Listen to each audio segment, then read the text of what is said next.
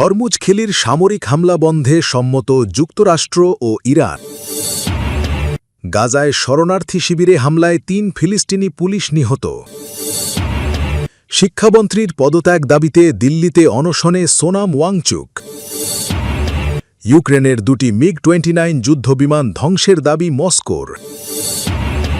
আজকের আন্তর্জাতিক সব খবর। আসসালামু আলাইকুম। আপনারা এতক্ষণ শুনছেন সংবাদ শিরোনাম। এখন বিস্তারিত। তার আগে অনুরোধ থাকবে ভিডিওতে লাইক দিন এবং ভিডিও সম্পর্কে আপনার গুরুত্বপূর্ণ মতামত কমেন্ট করে জানিয়ে দিন। হরমুজ ঘিরে সামরিক হামলা বন্ধে সম্মত হয়েছে যুক্তরাষ্ট্র ও ইরান। মার্কিন প্রশাসনের এক কর্মকর্তার বরাতে এমন তথ্য জানায় এক্সিওস। প্রতিবেদনে বলা হয়, ওয়াশিংটন সব ধরনের সামরিক অভিযান স্থগিত করার সিদ্ধান্ত নিয়েছে, তবে দুই দেশের কেউই আনুষ্ঠানিকভাবে এখনো কিছু জানায়নি। প্রতিবেদনে আরও বলা হয়, যুদ্ধ শেষে স্বাক্ষরিত সমঝোতা স্মারকে হরমুজের নিরাপত্তা ও জাহাজ চলাচল নিয়ে ভিন্ন ব্যাখ্যা থেকে নতুন করে সৃষ্টি হয় উত্তেজনা। এদিকে সাম্প্রতিক মার্কিন হামলার জেরে যুক্তরাষ্ট্রের সঙ্গে নির্ধারিত কারিগরি পর্যায়ের আলোচনা থেকে সরে দাঁড়িয়েছে ইরান। দেশটির সর্বোচ্চ নেতার কার্যালয়ের এক কর্মকর্তা রাষ্ট্রীয় টেলিভিশনকে জানান, যুক্তরাষ্ট্রের হামলা এবং সমঝোতা স্মারকের শর্ত পূরণ না হওয়ায় রোববারের বৈঠকে অংশ নেয়নি তেহরান। সমঝোতার প্রতিশ্রুতি বাস্তবায়ন না হওয়া পর্যন্ত আলোচনায় অগ্রগতি সম্ভব নয় বলেও দাবি করেন তিনি। হরমুজ প্রণালীতে নৌযান চলাচল পরিচালনা ও পুরোপুরি স্বাভাবিক করার দায়িত্ব একমাত্র ইরানের, এমন দাবি করেছেন দেশটির পররাষ্ট্রমন্ত্রী আব্বাস আরাকচি। একই সঙ্গে তার সতর্কবার্তা, হরমুজ প্রণালী পরিচালনায় ইরানের ভূমিকায় কোনো হস্তক্ষেপ করা হলে তা স্বাক্ষরিত ইরান যুক্তরাষ্ট্র সমঝোতা স্মারকের লঙ্ঘন হিসেবে বিবেচিত হবে। যুক্তরাষ্ট্র ইরানের নেতাদের বিরুদ্ধে শিশু হত্যা, যুদ্ধাপরাধ ও আগ্রাসনের অভিযোগ এনে তাদের বিচার দাবি করেছেন ইরানের সর্বোচ্চ নেতা মুজতবা আলী খামেনি। এক্সে দেওয়া এক বার্তায় তিনি বলেন, এসব অপরাধের জন্য দায়ীদের দেশীয় ও আন্তর্জাতিক আদালতে বিচারের মুখোমুখি হতে হবে। দক্ষিণ লেবাননে হিজবুল্লাহর একটি ভূগর্ভস্থ স্থাপনা ধ্বংসের দাবি করেছে ইসরায়েল। রোববার এক্সে দেওয়া যৌথ বিবৃতিতে ইসরায়েলের প্রধানমন্ত্রী ও প্রতিরক্ষামন্ত্রী জানান, অভিযানে হিজবুল্লাহর অবকাঠামো লক্ষ্য করে হামলা চালানো হয়েছে, তবে এ বিষয়ে হিজবুল্লাহর পক্ষ থেকে তাৎক্ষণিক কোনো প্রতিক্রিয়া পাওয়া যায়নি। যুদ্ধবিরতির মাঝেই গাজার মাঘাজি শরণার্থী শিবিরে ইসরায়েলি বিমান হামলায় উপত্যকার ৩ পুলিশ কর্মকর্তা নিহত হন। স্থানীয় সময় রোববার এক বিবৃতিতে ইসরায়েলি সেনাবাহিনী দাবি করে, নিহতরা তাদের জন্য হুমকি হয়ে উঠেছিলেন, এ কারণেই তাদের লক্ষ্য করে হামলা চালানো হয়। উত্তর গাজার বেত লাহিয়ায় উম্মে আল ফাহাম স্কুলের কাছে একদল বেসামরিক মানুষের উপর ড্রোন হামলা চালায় ইসরায়েলি বাহিনী। স্থানীয় সূত্র জানায়, স্কুলটিতে শত শত বাস্তুচ্যুত মানুষ আশ্রয় নিয়েছিলেন। হামলায় হতাহত হন বেশ কয়েকজন। গাজার স্বরাষ্ট্র মন্ত্রণালয় এই হামলার তীব্র নিন্দা জানায়। বিবৃতিতে বলা হয়, পুলিশ সদস্যদের হত্যা প্রমাণ করে গাজায় পরিকল্পিতভাবে অস্থিতিশীলতা ও বিশৃঙ্খলা চায় ইসরায়েল। একই সঙ্গে যুদ্ধবিরতির মধ্যস্থতাকারী দেশ ও আন্তর্জাতিক সম্প্রদায়ের প্রতি ইসরায়েলকে হামলা বন্ধে কার্যকর চাপ প্রয়োগের আহ্বান জানিয়েছেন তারা। এদিকে 2 বছরেরও বেশি সময় ধরে চলা ইসরায়েলের সামরিক অভিযানে গাজার মানবিক পরিস্থিতি ভয়াবহ রূপ নিয়েছে। 2023 সালের অক্টোবর থেকে শুরু হওয়া যুদ্ধে 73,000-এর বেশি ফিলিস্তিনি নিহত এবং প্রায় 1,73,000 মানুষ আহত হয়েছেন বলে জানায় কর্তৃপক্ষ। জাতিসংঘের হিসাব অনুযায়ী উপত্যকার প্রায় 90% বেসামরিক অবকাঠামো ধ্বংস হয়েছে এবং তা পুনর্গঠনে প্রয়োজন হতে পারে প্রায় $70 বিলিয়ন। গেল বুধবার মাত্র 39 সেকেন্ডের ব্যবধানে 7.2 ও 7.5 মাত্রার দুটি শক্তিশালী ভূমিকম্পে কেঁপে ওঠে ভেনেজুয়েলা। এতে প্রায় 800 ভবন ধসে পড়েছে। বহু মানুষের প্রাণহানির সঙ্গে সঙ্গে আহতের সংখ্যাও বাড়ছে সমানতালে। নিহতদের মধ্যে পর্তুগাল, চীন সহ বিভিন্ন দেশের নাগরিক রয়েছেন। দেশটির অন্তর্বর্তীকালীন প্রেসিডেন্ট দেলসি রদ্রিগেজ এই বিপর্যয়কে ভেনেজুয়েলার ইতিহাসে সবচেয়ে ভয়াবহ প্রাকৃতিক দুর্যোগ হিসেবে উল্লেখ করেছেন। দুর্যোগের 96 ঘণ্টা পেরিয়ে গেলেও আশার আলো নিভে যায়নি। এরই মধ্যে ধ্বংসস্তূপ থেকে 33 জনকে জীবিত উদ্ধার করা হয়েছে, যাদের মধ্যে অলৌকিকভাবে বেঁচে ফিরেছে 18 দিন বয়সী নবজাতক ও তার মা। 32 ঘণ্টা আটকে থাকার পর তাদের উদ্ধার করা হয়। তালিকায় আছে 11 বছর বয়সী 2 শিশুর নামও। মৈসিস নামে এক শিশুকে প্রায় 3 মিটার গভীর ধ্বংসস্তূপের নিচ থেকে 6 ঘণ্টার চেষ্টায় উদ্ধার করে কলম্বিয়ার বিশেষজ্ঞ দল। কারাবালেদা শহর থেকে আরও এক শিশুকে জীবিত উদ্ধার উদ্ধার করা হয়। পাশাপাশি সন্তানসহ এক বাবাকে জীবিত উদ্ধার করেছেন উদ্ধারকারীরা। বুধবারের ভূমিকম্পের পর অনেক সময় পেরিয়ে গেলেও এখনও জীবিত মানুষকে উদ্ধার করা সম্ভব হচ্ছে। আমার ঠিক পেছনেই উদ্ধারকর্মীরা ধ্বংসস্তূপ থেকে এক বাবা ও তার ছেলেকে জীবিত বের করে এনেছেন। তারা এখন চিকিৎসা নিচ্ছেন। যুক্তরাষ্ট্র, মেক্সিকো, ফ্রান্স সহ বিভিন্ন দেশের উদ্ধারকারী দল এখানে নিরলসভাবে কাজ করে যাচ্ছেন। সরকারি তথ্য মতে এখনও কয়েক হাজার মানুষ নিখোঁজ আছেন।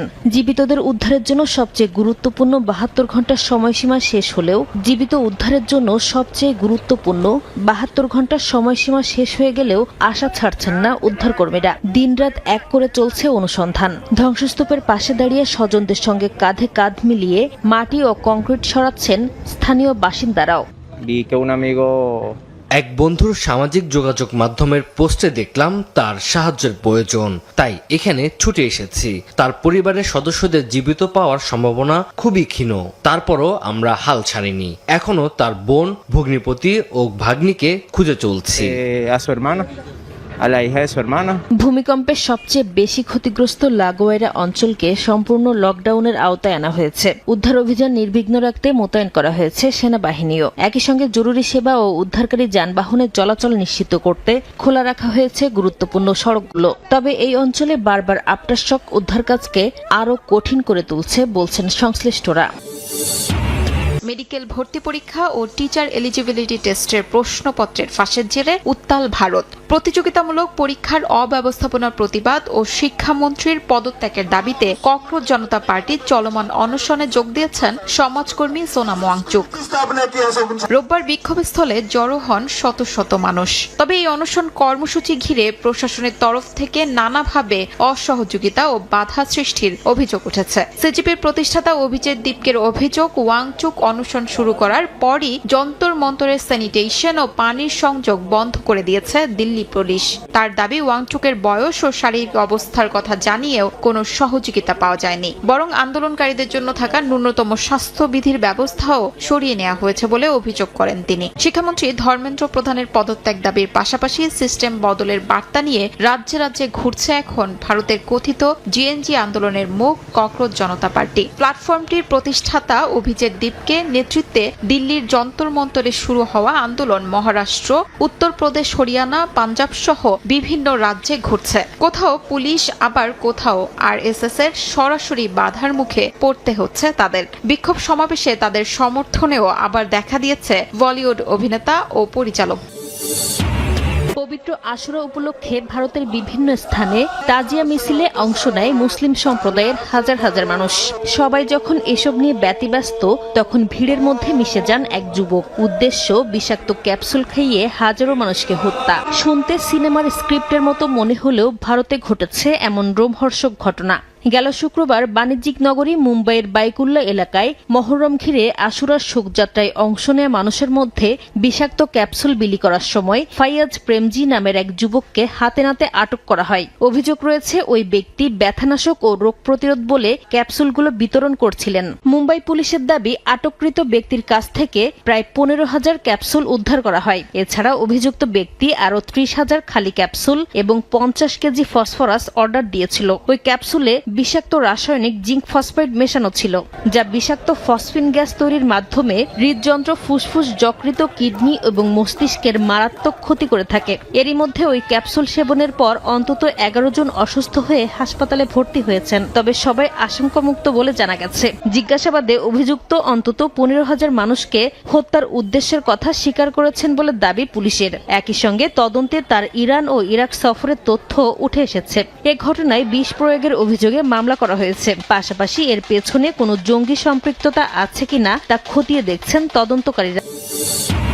ইউক্রেনের মিকোলাইভ অঞ্চলে একটি বিমান ঘাঁটিতে ড্রোন হামলার দাবি করেছে রাশিয়া, যেখানে ইউক্রেনীয় বিমান বাহিনীর দুটি MiG-29 যুদ্ধবিমান ধ্বংস করা হয়েছে বলে জানায় রুশ পররাষ্ট্র মন্ত্রণালয়। একটি বিমান রানওয়ের পাশে ছিল আর অন্যটি বাংকারের ভেতরে জ্বালানি নেওয়ার সময় হামলার শিকার হয়। হামলার ভিডিও প্রকাশ করে রাশিয়া বলছে লক্ষ্যবস্তু সফলভাবে ধ্বংস করা হয়েছে। এছাড়া ইউক্রেনের ঝাপরিঝিয়া অঞ্চলে রাশিয়ার হামলায় হতাহত হয়েছেন বেশ কয়েকজন। অন্যদিকে ইউক্রেনের প্রেসিডেন্ট ভলোদিমির জেলেনস্কি জানান তাদের ফ্ল্যামিঙ্গো ক্ষেপণাস্ত্র দিয়ে রাশিয়ার ভলগোগ্রাদ অঞ্চলের টাইটান বারিকাদি শিল্প কমপ্লেক্সে হামলা চালানো হয়। স্থাপনাটিতে রাশিয়া কামান ব্যবস্থা ও ইউক্রেনের বিরুদ্ধে ব্যবহৃত বিশেষ সামরিক সরঞ্জাম তৈরি করে বলে দাবি করেন তিনি। এছাড়া রাশিয়ার জ্বালানি অবকাঠামো লক্ষ্য করে আবারও দূরপাল্লার ড্রোন হামলা চালানোর দাবি করেছে ইউক্রেন। রাশিয়ার যুদ্ধ পরিচালনার সক্ষমতা দুর্বল করতেই জ্বালানি স্থাপনাগুলোকে লক্ষ্যবস্তু করা হচ্ছে বলে জানায় কিয়েভ। ইউক্রেনের দীর্ঘপাল্লার ড্রোন হামলা বাড়তে থাকায় নিরাপত্তা নিশ্চিত করার অঙ্গীকার রাশিয়ার প্রেসিডেন্ট ভ্লাদিমির পুতিনের। ক্ষমতাসীন ইউনাইটেড রাশিয়া পার্টির কংগ্রেসে তিনি বলেন দেশের নিরাপত্তা, নাগরিকদের সুরক্ষা এবং রাশিয়ার সীমান্তের অখণ্ডতা নিশ্চিত করতে সরকার প্রয়োজনীয় সব পদক্ষেপ নেবে। একই সঙ্গে রুশ ভূখণ্ড ও অবকাঠামোর উপর হামলা সহ সব ধরনের চ্যালেঞ্জ মোকাবেলায় রাশিয়া সফল হবে বলেও আশাবাদ প্রেসিডেন্ট ভ্লাদিমির পুতিনের।